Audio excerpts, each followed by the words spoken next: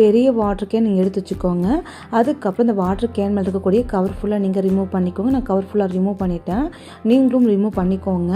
அதுக்கப்புறம் நீங்கள் பாட்டில் கேப்பை நீங்கள் ஓப்பன் பண்ணி வச்சுக்கோங்க.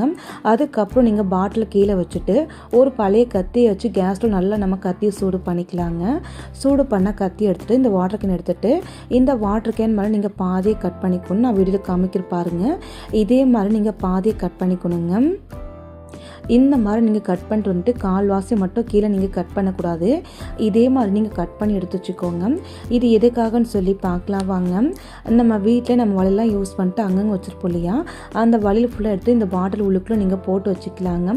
கிட்டத்தட்ட பார்த்தீங்கன்னா ஒரு 5 டசன் வலைக்கிட்ட இந்த பாட்டில் உள்ளுக்குள்ளே நீங்கள் போட்டு ஆர்கனைஸ் பண்ணிக்கலாங்க. நான் பாருங்கள் வலையில் ஃபுல்லாகவே இது உள்ளுக்குள்ளே வச்சுக்கிறேன். இந்த மாதிரி நீங்கள் வச்சதுக்கப்புறம் எப்போதும் போல் பாட்டில் கேப்பை நீங்கள் மூடி போட்டு க்ளோஸ் பண்ணி வச்சுக்கலாம். க்ளோஸ் பண்ணிட்டு நீங்கள் எங்கே வைக்கணும்னு சொல்லி வச்சு விட்டுக்கலாங்க. இந்த மாதிரி பண்ணும்போது வலி பார்த்தீங்கன்னா அங்கங்கே சிதறி எடுக்காது. அது மட்டும் இல்லாமல் சீக்கிரமாக வலி நமக்கு உடஞ்சி போகாது. இடமும் நமக்கு ரொம்ப கம்மியாக தாங்க பிடிக்கும். கண்டிப்பாக இந்த டிப்ஸை நீங்கள் ட்ரை பண்ணுங்கள், ரொம்ப யூஸ்ஃபுல்லாக இருக்குங்க.